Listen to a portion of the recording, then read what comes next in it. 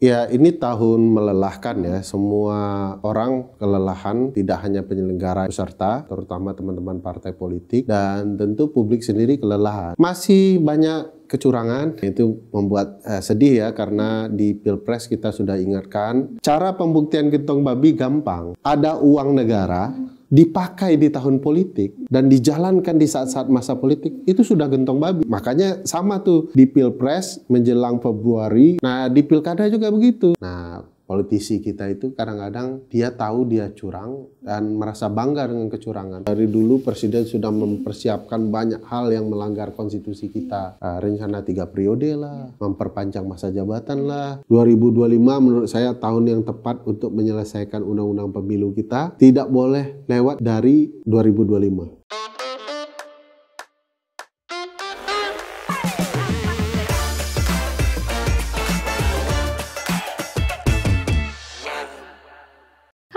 Selamat datang kembali lagi di podcast For Your Politics, yang muda yang berpolitik. Nah, kali ini kita mau ngobrol, mau diskusi bareng dengan narasumber. Ini obrolannya bisa jadi santai, bisa jadi menegangkan juga gitu ya. Kita jaga-jaga aja nih teman-teman kalau yang menontonnya, terus stay tune gitu. Nah, sekarang Tirta udah kedatangan bersama narasumber yang sangat luar biasa gitu ya. Seorang pengamat hukum tata negara, Uda Ferry Amsari. Apa kabar Uda Ferry? Baik, alhamdulillah. Sedang sibuk apa? Kita baru bisa syuting malam ya ini. Sedang sibuk mantau-mantau pilkada. Oh, sepertinya masih ada info-info A1 ini. Uda Ferry. A1 lah. Gimana nih? Minus dikit lah. Oh, minus sedikit, oke. Tapi kayaknya udah jarang-jarang ini ya sekarang muncul di podcast semenjak yang kemarin Dirty Vote itu. Ya, tetap masih ada beberapa podcast. Oke. Bahkan kan buat podcast sendiri ya, cuman kan sudah dihack gitu. Oke, dihack. Jadi ya hilang lah gitu. Oke. Sekarang sedang ini sama teman-teman barusan launching soal kecurangan Pilkada 2024. Kami menyebutnya dengan pohon kecurangan Pilkada 2024. Wah, ini panas nih kayaknya nih. Pertama udah mulai panas nih pohon kecurangan Pilkada ini, kita bisa ulik lagi nanti ya. Oke, siap. siap. Oke, ini kemudian pertama-tama tadi masih berkaitan sebenarnya soal Pilkada juga, karena 2024 ini kan tahunnya pemilu gitu ya. Pilpres juga waktu itu kemarin menimbulkan banyak sekali kontroversi gitu kan, mulai dari putusan MK, mungkin teman-teman ngikutin juga soal batas usia gitu kan. Terus juga kecurangan, terus juga soal politik dinasti yang sampai sekarang mungkin itu masih terus diperbincangkan di mana-mana gitu ya. Uda Ferry, sebenarnya bagaimana sih udah melihat dinamika politik di tahun 2024 ini sebenarnya? Ya, ini tahun melelahkan ya. Semua orang kelelahan, tidak hanya penyelenggara yang disibukkan dari 2023 hingga akhir 2024 ini, tetapi tentu saja juga peserta, terutama teman-teman partai politik. Dan tentu publik sendiri kelelahan. Betul. Itu sebabnya kita bisa lihat ya, dari angka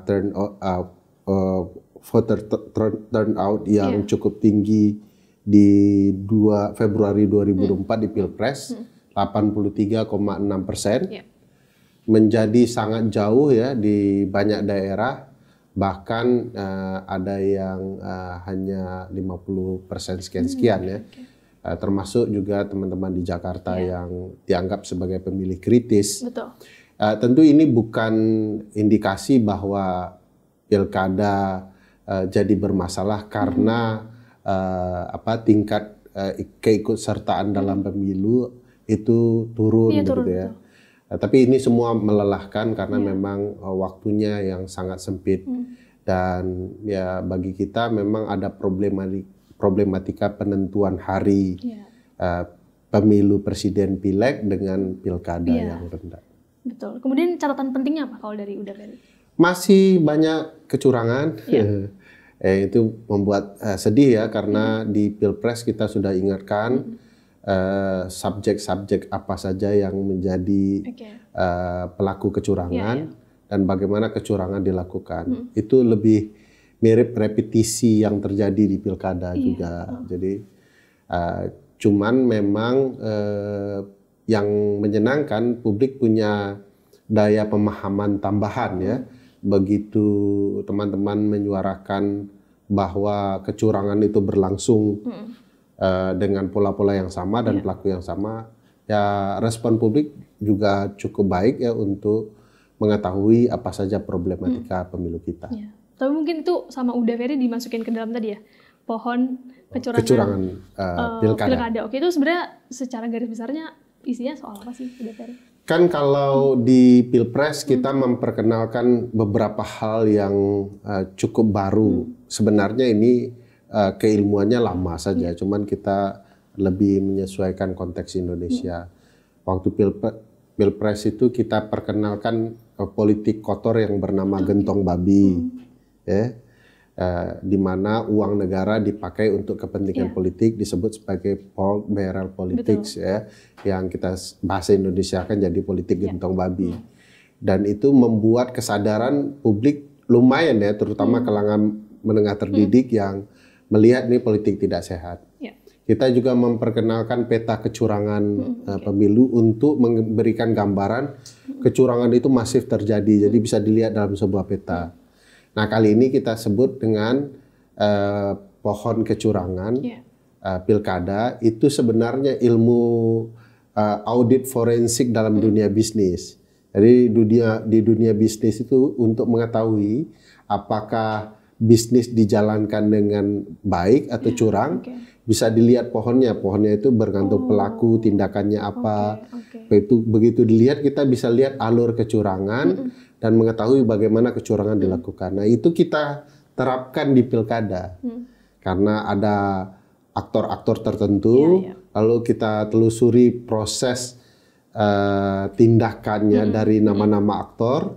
Dari sana kita bisa mengetahui ternyata kecurangan itu berlangsung dengan mirip seperti pohon lah. Jadi ilmu teman-teman forensik akuntan kita pakai untuk mendeteksi kecurangan pilkada. Tapi ini mungkin bisa kilas balik juga ya. Ini kan Uda Ferry juga waktu itu bikin dirty vote gitu. Karena itu soal juga proses sengketa pemilu yang waktu itu bermasalah juga. Tapi ternyata yang dalam film dokumenter itu disebutkan bahwa ada kecurangan gitu kan, tapi ternyata tidak terbukti waktu di pengadilan. Nah, ini sebenarnya apakah ada celah hukum gitu udah atau aturan yang mesti diperbaiki pada akhirnya? Tidak terbukti karena yang mengajukan permohonan kan bukan kami. Kalau kami pasti menang itu. Yakin banget ya guys ya. Karena sebenarnya kalau dijelaskan secara ilmu kepemiluan, mudah kok membuktikan kecurangan itu. Cuman di MK karena mungkin saya tidak tahu ya, saya tidak merasa bahwa ada kesengajaan kalah. Tetapi yang saya lihat tidak betul-betul serius membuktikan kecurangan tersebut. Misalnya di dalam konsep kepemiluan membuktikan gentong babi, ya politik gentong babi itu tidak dengan cara membuktikan si A dapat politik gentong babi, lalu dia mengubah pilihannya dari si X menjadi si Y. Itu bukan begitu cara pembuktiannya, pasti sulit kan? Iya. Tidak sesederhana itu berarti ya? Bukan begitu cara pembuktiannya. Cara pembuktian gentong babi gampang. Ada uang negara, ya, dipakai di tahun politik dan dijalankan di saat-saat masa politik, itu sudah gentong babi itu, bukti nyata gentong babi. Jadi uang gentong babi itu memang sah ada, tapi karena diturunkan di masa politik, itulah gentong babi. Basis kenapa disebut gentong babi itu kan karena perbudakan. Tuan pemilik tanah untuk membujuk rayu para budak agar terus bekerja tanpa digaji, itu diberikan gentong babi pengawet yang awet-awet itu. Nah, si budak akan merasa, tuan tanahku baik loh, ngasih daging babi gratis. Padahal gara-gara pemberian gratis itu mereka tidak digaji, mereka disiksa dan segala macam. Nah, konsep itulah yang kemudian di dalam ilmu politik kepemiluan dikenal sebagai upaya mencoba menggunakan sesuatu untuk mendapatkan yang lebih besar. Jadi ini uang negara sudah ada, bansos itu kan pasti ada ya. Betul. Tapi digunakan dekat-dekat tahun politik. Makanya sama tuh di Pilpres menjelang Februari itu marak sekali ya. Nah, di Pilkada juga begitu. Di Pilkada bahkan ada beberapa daerah tanggal 26 November, sehari sebelum tanggal 27, masih menyerahkan gentong babi. Ada, ini gimana ngomongnya? Ada orang yang menggunakan tas biru. Oh wow. Kita semua tahu ya itu. Di dalamnya bansos, tapi bungkusnya ini. Yang tulisannya apa tuh udah kira-kira? Wapres. Aduh. Nah, itu bagian dari konsep gentong babi. Oke. Oh, dan itu masuk itu sudah terbukti. Konsep pork barrel. Pork barrel politics. Jadi kita waktu itu tahu kok ritme penyerahan gentong bansos ya. Kenapa diserahkan sebelum hari H pilkada, kan aneh. Padahal bisa kok jadwalnya setelah tanggal 27. Betul. Nah, gitu ya. Nah, itu memang tujuannya, motifnya penyalahgunaan keuangan negara untuk kepentingan politik. Nah, gitu cara membuktikan gentong babi. Nah, kemarin juga aneh kan? Itu 4 menteri di dalam Pilpres itu ngapain di sana sebagai pihak pemberi keterangan lain. Nggak ada istilah itu dalam dunia pengadilan. Yang ada itu saksi, ahli gitu, para pihak, prinsipal, orang digugat dan segala macam. Nah, mereka itu kan orang yang terlibat langsung ya, melakukan, harusnya disebut saksi. Tapi konsekuensi saksi harus disumpah. Nah, mereka kan mau dimakan sumpah sendiri ya. Makanya kemudian ada peristilahan sebagai pemberi keterangan lain. Nah, ini yang kemudian saya aneh, dan harusnya pihak-pihak menyuarakan di sidang. Nah, ada juga orang bilang, orang di RT Vote nih ngomong-ngomong doang. Kalau berani jadi ahli dong menjelaskan kecurangan di sana. Ya nggak ada yang ngundang, gitu ya. Berarti masalahnya bukan di aturannya, tapi upaya pembuktiannya. Pembuktiannya, bagi saya kalau di sidang itu, kalau pembuktiannya terang benerang, kalaupun hakim mau memutus aneh-aneh, ragu mereka itu. Karena seluruh mata kan melihat, karena sidang berlangsung terbuka dan dibuka untuk umum kan. Kemudian apa yang perlu diperbaiki dari semua ini? Yang diperbaiki paling penting adalah partai politik dan para politisinya. Karena semua sistem itu punya kelemahan. Tapi niat politisinya agar republik ini lebih baik, agar pertarungan politik itu fair ya, aturan mainnya juga harus fair. Nah, politisi kita itu kadang-kadang dia tahu dia curang dan merasa bangga dengan kecurangan. Nah, kan bisa dilihat ya, ada orang yang sudah lengser ke Prabon, ngakunya mau istirahat, tapi turun juga kan. Itu namanya hasrat politik. Bisa disebut cawe-cawe nggak? Masih lah cawe-cawe kan. Kan buka layanan jasa titipan ya, just tip ya kan. Just tip. Nah, itu menurut saya beken banget ya udah ya just tip. Jadi kelihatan sebenarnya politisi kita itu tidak punya pembatasan etika yang kemudian harusnya mereka pegang gitu ya.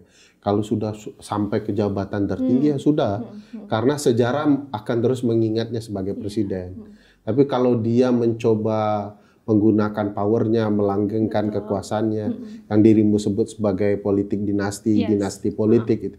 Saya dan teman-teman tidak pernah anti anak keturunan ikut terlibat dalam politik, biasa saja. Tapi cara-caranya yang salah. Kalau sampai ngubah undang-undang, pakai peradilan, itu yang tidak benar. Gitu. Kemudian apakah seharusnya ada konsolidasi dengan masyarakat juga gitu terkait memperbaiki ini gitu? Masyarakat kayaknya punya kesadaran yang baik ya, lama-lama makin baik. Kan Garuda Biru kan membuktikan masyarakat kita itu sangat peduli. Begitu pengadilan sudah memutus secara adil ya, bahwa kami ya dulu bersalah lah karena meloloskan sang kakak. Sekali ini sang adik nggak boleh, itu tebusan dosa pengadilan lah menurut saya ya. Nah, begitu pengadilan sudah berjalan di tracknya, politisi masih mau nakal dengan mengubah putusan itu melalui perubahan undang-undang, publik kan marah. Jadi ada kepedulian. Nah, kepedulian ini yang perlu dijaga dengan secara terbuka menyampaikan hal-hal yang bisa menjadi bagian pendidikan politik. Dan banyak hal yang perlu dibuka ke publik yang menurut saya itu akan membangun kesadaran mereka. Semakin peduli publik dengan politik, semakin sadar mereka, semakin baik politik kita. Nah, tinggal ya para politisinya aja dibenahi. Ini tapi udah melihat nggak sih pola-pola atau mungkin taktik-taktik, praktik yang sama nih di pilkada serentak sama kemarin persis, seperti di pilpres? Sama persis. Sebenarnya satu hal waktu pilpres 2024, saya dan teman-teman mungkin agak menyesal juga tidak mengeluarkan datanya secara lengkap. Kalau di Dirty Vote itu kan dijelaskan peran teman-teman kepolisian yang masuk ke institusi sipil dan kemudian memegang peran untuk mengendalikan permainan kecurangan. Sebenarnya kami punya data kok. Dari awal Pak Sigit, Pak Jokowi sudah berupaya menempatkan figur-figur polisi di titik-titik tertentu untuk mengendalikan permainan. Tapi waktu itu mikir kalau ini dibuka ke publik tentu yang dilakukan teman-teman polisi adalah menahan kami. Waktu itu asumsinya. Sementara data yang lain untuk pendidikan politik publik dalam film itu perlu disampaikan ke publik. Jadi daripada ribut di satu sisi yang merusak data, waktu itu kami skip lah data itu ya. Tapi menjelaskan ada kok peran polisi ya dan istana di dalam itu dan segala macam. Nah hari ini semakin marak peran teman-teman kepolisian, teman-teman ASN, kepala desa, camat dan segala macam yang kurang lebih sama persis dengan yang terjadi kemarin. Kalau tadi kami mengeluarkan peta kecurangan pilkada, itu di 3 daerah ya. Itu 3 daerah itu coklat semua isinya karena di mana tuh udah? Jawa Tengah, Banten dan Jakarta. Ya, Jakarta lebih banyak peran-peran Pak Jokowi menjelang akhir tugas kemarin. Sebelum lengser ke Prabon tanggal 20 Oktober, Pak Jokowi itu sudah mengganti PJ Gubernur DKI kan. Nah, lalu ada sekda baru. Lalu menjelang tanggal 27 November, PJ Gubernur mengganti 12 camat. Dan jumlah angka daftar pemilih tetap yang mereka kelola 1,5 juta. Banyak ya. Nah, itu hanya terbantu upaya itu karena publik Jakarta sangat peduli.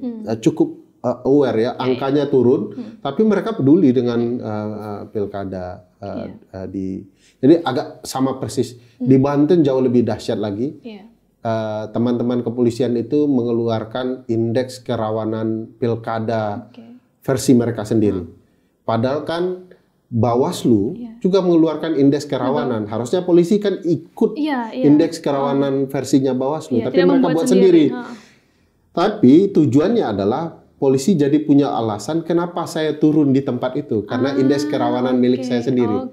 Nah, itu kita deteksi, wah banyak juga. Ada pembagian tertentu juga. Mereka menyebut cooling system. Jadi di cooling system itu ada pembagian sembako, pembagian ini itu, acara ini itu yang memperlihatkan polisi berpihak. Data kita bahwa ada perintah-perintah tertentu ya yang mengatakan nanti jangan lupa pilih paslon ini. Nah, itu dilakukan oleh aparat-aparat tertentu berdasarkan informasi publik yang kami kumpulkan dan data apa yang dilakukan oleh teman-teman polisi. Nah, itu juga teman-teman ASN banyak sekali. PJ kepala daerah diganti, lalu sekda diperintahkan, ada kepala desa yang diperintahkan, ada camat juga diperintahkan, ada program bansos. Jadi sama sih sebenarnya. Apakah ini tidak terjadi perubahan? Ada berupa kesadaran bahwa ini tidak benar, tetapi sebagian publik masih enggan memberikan penolakan. Jadi ya karena kan gini, dalam istilah fraud theory itu ya pohon kecurangan itu ada istilah yang namanya rasionalisasi. Jadi pelaku kecurangan dan penerima kecurangan itu merasionalisasinya. Kalau pelaku kecurangan bilang begini, paslon lain juga melakukan, masa kami tidak lakukan gitu ya. Nah, penerima juga melakukan rasionalisasi. Kalau kita tidak terima, kita rugi nih, gitu. Itu masih ada di sana. Walaupun mereka sudah timbul kesadaran bahwa ini tidak benar. Jadi ini memang proses tahapan yang harus kita lalui untuk pendidikan warga kita. Tapi kalau diumumin terus, lama-lama kan malu sendiri ya. Misalnya kami sudah berencana kalau 5 tahun ke depan akan diumumkan kecamatan ini, desa ini penerima bansos terbanyak menjelang pilkada, artinya menerima suap politik gitu lah ya. Tapi itu akan dilakukan nggak sih ke depannya?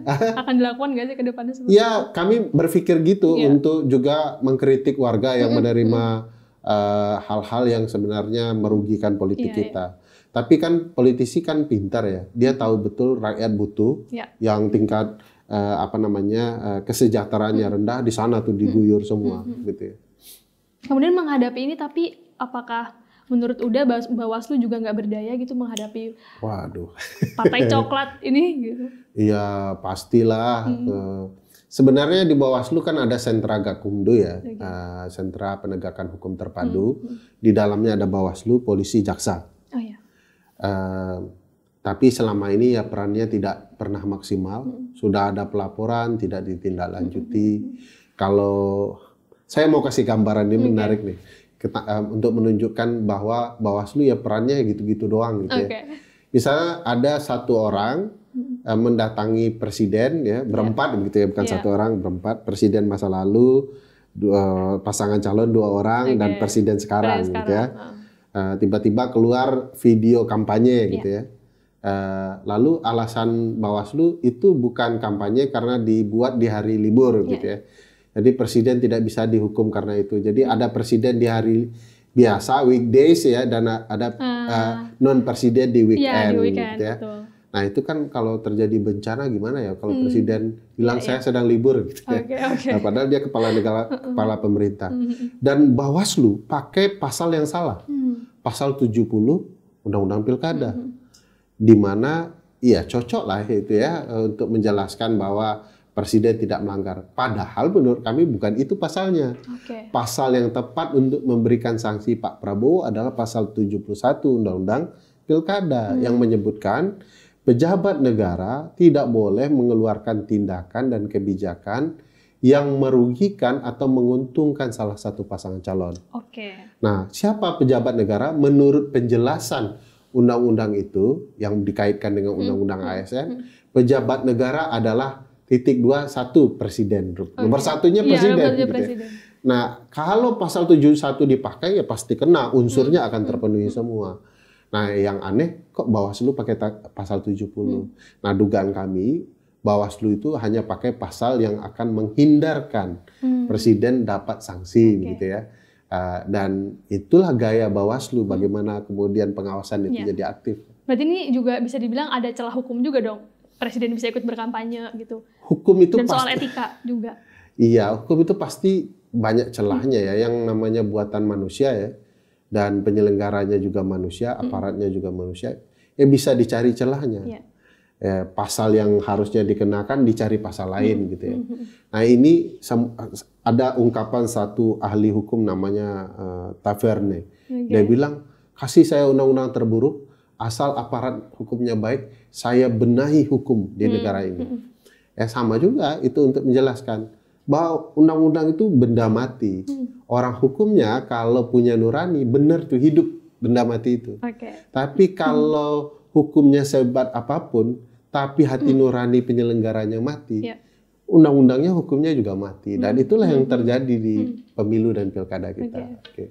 Tapi boleh dibilang nggak sih udah ini kecurangan-kecurangan kayak gini tuh banyak banget sih yang bilang sebenarnya kecurangan ini tuh terjadi karena Presiden Jokowi bahkan jauh sebelum lengser gitu udah. Oh iya, dari dulu Presiden sudah mempersiapkan banyak hal yang melanggar konstitusi kita. Rencana 3 periode lah, memperpanjang masa jabatan lah, dengan alasan COVID perlu perpanjangan lah gitu ya. Nafsu betul ingin memperpanjang masa jabatan, dan itu sekarang bisa dibuktikan dengan anaknya kemudian melanjutkan kekuasaan itu. Nah, presiden mengakali undang-undang lah, mengakali produk hukum lah, mengakali waktu hari H pemilu dan pilkada yang berdekatan lah, dan segala macamnya, termasuk mengatur ritme permainan. Kan sudah diceritakan di banyak podcast juga ya, bahwa bawa Pak Ganjar ke 03 nanti ditinggalin, dia ternyata ke 02. Seolah-olah banyak macam-macam lah cerita peran Pak Jokowi ya. Saya agak takut juga ceritainnya walaupun dia sudah lengser ya. Tapi peran itu luar biasa masif, banyak melibatkan banyak pihak, yang parcok, yang tidak parcok dilibatkan gitu ya. Dan memang menurut saya salah satu simpul utama kerusakan demokrasi kepemiluan kita ada di Pak Jokowi. Itu terlihat sorry to say bagi yang ngefans sama Pak Jokowi. Saya juga dulu pernah tersesat di tempat yang sama. Oke. Jadi terlihatnya pas di periode-periode awal atau mungkin udah di periode 2 gitu udah. Iya, tentu upayanya di periode kedua semua ya untuk melanggengkan kekuasaan. Betul, dan karena periode 1 masih aman ya. Ya, namanya orang baru ya, masih bicara yang baik-baik, walaupun ya juga tetap tidak maksimal ya. Dan kita tahu bahwa di periode pertama yang terakhir itu, di bulan November-Desember 2019, beliau malah membunuh KPK kan. Padahal kalau KPK-nya bagus, baik, pemilu ini pasti lumayan dipantau oleh KPK, apalagi pilkada.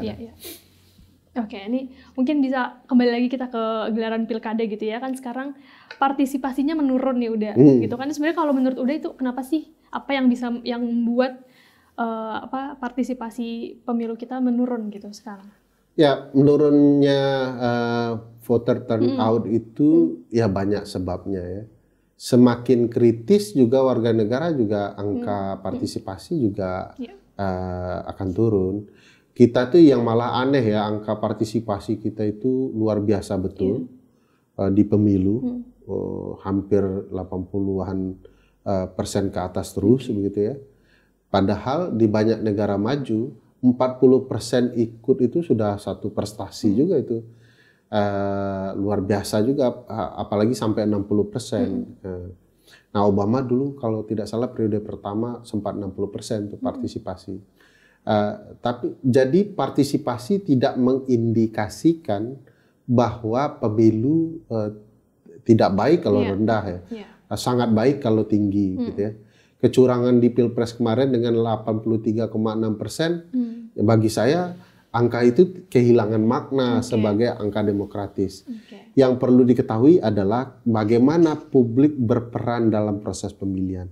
Saya ambil contoh misalnya ya, di Jakarta angka tidak sah itu, suara-suara tidak sah itu sampai 7,7%. Itu sekitar 350 ribu lebih ya. Nah, detailnya saya malah lupa, 300-an ribu gitu ya. Dan itu tidak menjelaskan bahwa orang tidak paham cara memilih. Orang malah kan dia coblos semua itu. Dan bahkan itu sudah mereka kampanyekan. Gerakan coblos semua ya.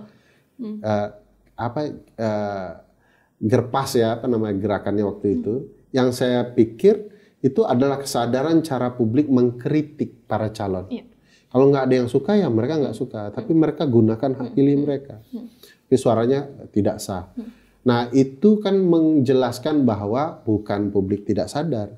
Makanya cerita soal formulir pemanggilan penggunaan hak pilih C6 itu bukan isu yang terlalu besar dalam proses pilkada kemarin, karena seperti kota Jakarta itu mereka tanpa diundang mereka datang karena mereka tahu KTP, paspor bisa digunakan untuk memilih.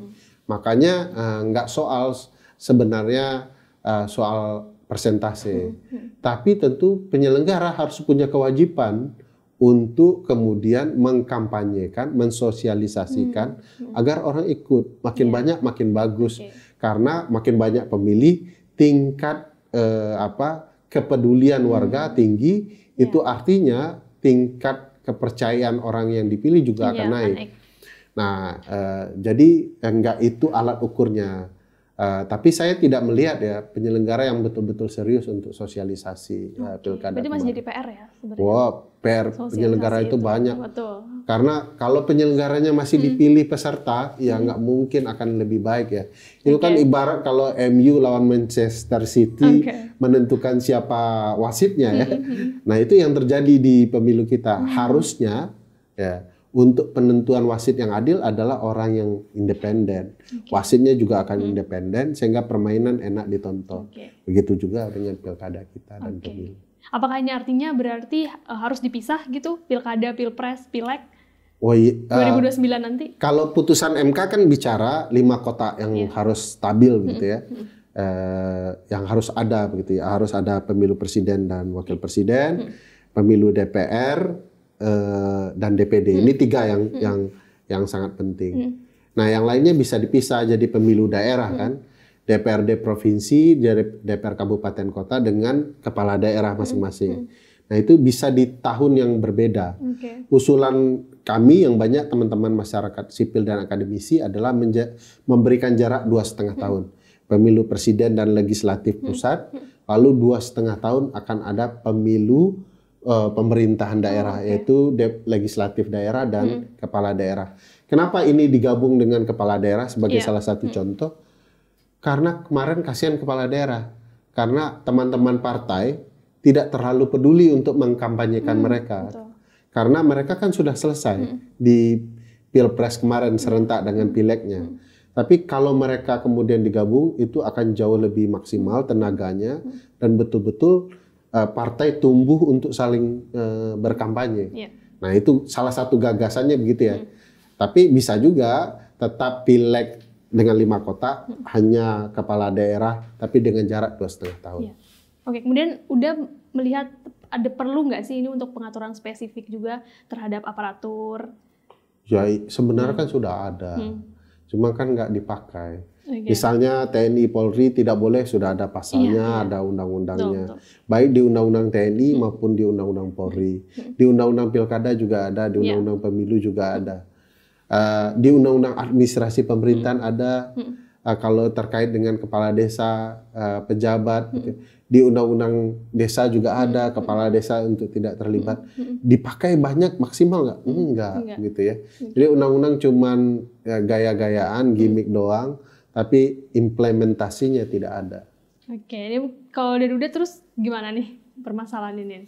Ya, dulu kita pernah berpikir bahwa kalau seluruh bangunan ketatanegaraan, terutama cabang-cabang kekuasaan itu kacau, korup, bermasalah, sepanjang lembaga peradilannya bersih, sehat, mereka akan benahi itu semua. Tapi sekarang lembaga peradilan pula yang kacau, gitu ya. Nah, pilihannya adalah publik punya kesadaran bahwa ini hak mereka. Kalau kekuasaan kacau, lalu peradilan kacau, yang rugi dampaknya akan kita. Jadi kalau bangunan ketatanegaraan tidak benar, ya harapannya kepada publik. Ya kalau publiknya juga tidak peduli, ya ini masalah serius ya. Tinggal nunggu kiamat lah gitu ya. Oke, ini mungkin banyak juga yang bilang kalau UU Pemilu ini akan perlu diseragamkan gitu ya dengan UU besar pakai omnibus. Itu tanggapan dari udah? Kami tidak menyebutnya omnibus karena ada pengalaman buruk soal omnibus yang seluruh tema dimasukkan dalam satu undang-undang yang sampai sekarang saya yakin nggak ada yang baca itu undang-undang karena membingungkan. Tapi kalau kami menyebutnya dengan kitab undang-undang pemilu, di dalamnya ada seluruh tentang pemilu, pemilu presiden, pemilu legislatif, pemilu kepala daerah, pemilu legislatif daerah, bahkan undang-undang partai politik yang kita sebut sebagai peserta kepemiluan. Nah, di sana dibahas, dirangkai baik-baik betul, dirancang, dipergunakan untuk jangka waktu lama. Karena undang-undang pemilu yang baik itu harus dipakai untuk lama. Jadi nggak berubah-ubah sistemnya. Kita sendiri kan bingung ya. 2019 begini metodenya, 2024 lain lagi. Jadi orang akan, tidak hanya kita sebagai pemilih bingung, peserta juga bingung. Penyelenggara juga bingung karena harus sosialisasi terus yang berbeda-beda. Oleh karena itu sebaiknya memang ini dirancang kitab yang betul-betul serius. Saya hakul yakin DPR dan pemerintah tidak akan mampu membuat ini menjadi undang-undang yang baik karena bukan mereka tidak pintar ya. Saking pintarnya biasanya mereka membuat kerumitan supaya kepentingannya yang didahulukan.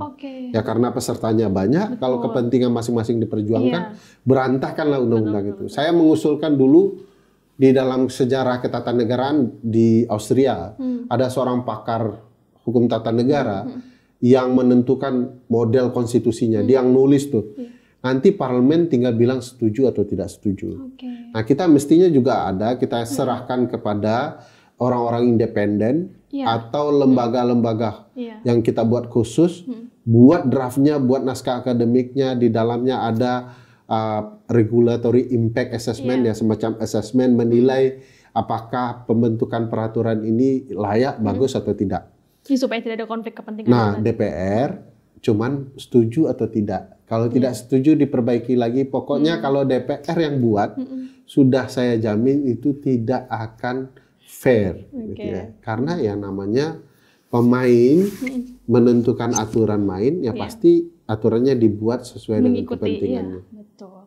Nah kemudian menurut Uda apa sih yang menjadi catatan untuk 2025 ke depan gitu? 2025 menurut saya tahun yang tepat untuk menyelesaikan undang-undang pemilu kita.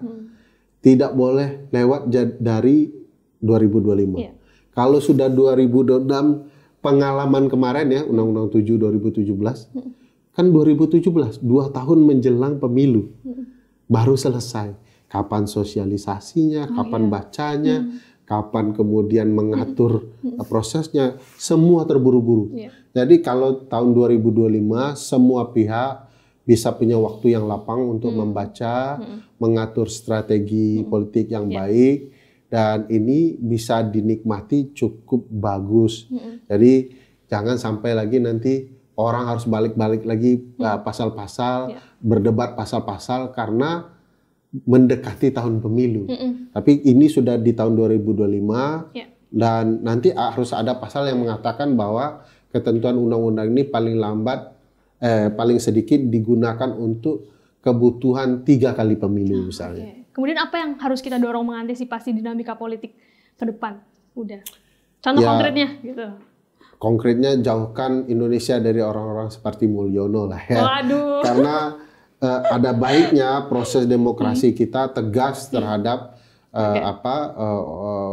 otoritarianisme yang bisa lahir dari banyak tempat. Termasuk orang-orang yang punya kepentingan tertentu. Jadi menurut saya kalau kemudian politik kita bersih dari kepentingan yang ya pasti politik ada kepentingan ya, tetapi yang tidak bicara individualistik dan itu jadi sangat penting. Oke, kemudian untuk 2029 menurut Uda pendidikan politik apa sih yang perlu digencarkan gitu? Kalau menurut saya pendidikan politik itu harus mulai dari sekarang. Sampai nanti lewat 2029. Banyak hal yang disarankan, misalnya di pemilu kita itu tanpa disadari banyak orang, ada orang-orang yang tidak terpilih di pemilu, tapi duduk di parlemen. Karena orang yang terpilih dipecatin partainya. Semua partai begini ya, semua partai melakukan ini. Harusnya orang yang kita pilihlah yang layak duduk. Saya sering mencontohkan, dan ini bukan semacam antipati kepada orang-orang tertentu. Kita semua kenal Mbak Mulan Jamila kan, 2019 beliau nggak pernah terpilih. Beliau peringkat 5 dan 4 di atasnya dipecat. Lalu dia kemudian duduk jadi anggota DPR. Dan itu bagi saya kok aneh. Orang yang tidak terpilih bisa duduk di parlemen dan bekerja dari 0 tahun hingga selesai. Nah, ini harus kesadaran ini juga orang tahu. Kita tuh ditipu di mana, dikerjain di mana sebagai pemilih. Saya bahkan dengan teman-teman mengusulkan bahwa hak memecat wakil kita di parlemen tidak hanya ada di ketua partai, tetapi juga di kita pemilih. Wong kita milih yang mecat kok masa ketua partai. Jadi takutnya lebih banyak kepada ketua partai kan. Jadi harus dua-dua, ketua partai boleh, kita juga sebagai pemilih boleh. Dengan model-model yang sebenarnya sudah banyak model seperti ini di. Kita juga perlu berarti langkah-langkah strategis untuk mempertahankan demokrasi. Iya dong. Supaya tidak hanya setelah 5 tahun kita coblos, relasi kita dengan wakil kita sudah nggak ada lagi. Baru 5 tahun berikutnya mereka datang lagi. Tapi kalau di negara yang baik, relasi demokrasinya dengan representasi, wah mereka datang terus. Makanya kalau dirimu lihat daerah yang ada bencananya, biasanya nggak ada anggota DPR kita datang. Kalau kapan anggota DPR datang? Mau bencana, tidak bencana, 5 tahun mereka pasti datang. Gitu ya. Jadi itu problematika yang harus kita perbaiki ke depan. Banyak hal yang bisa diberikan ke publik, dan ya pengalaman buruk kemarin mestinya jadi refleksi yang baik untuk bicara 2029 dan tahun-tahun. Meskipun masih 5 tahun lagi ya udah. 5 tahun itu dekat ya. Nggak kerasa juga. Ya itulah kayak nonton drama Korea lah, tanpa terasa berlalu. dengan air mata berderai-derai ya. Waduh. Berderai-derai masih ngerti nggak Gen Z? Berlinang-linang gitu ya. Oke, ini luar biasa banget. Udah terima kasih. Kita sudah di penghujung ini. Siap. Wah, luar biasa banget teman-teman. Pokoknya terima kasih sudah menyaksikan FYP. Pantau terus FYP. Kita mari sama-sama belajar terus pendidikan politik bersama Tirto.id di program ini. Selamat tahun baru. Sampai jumpa.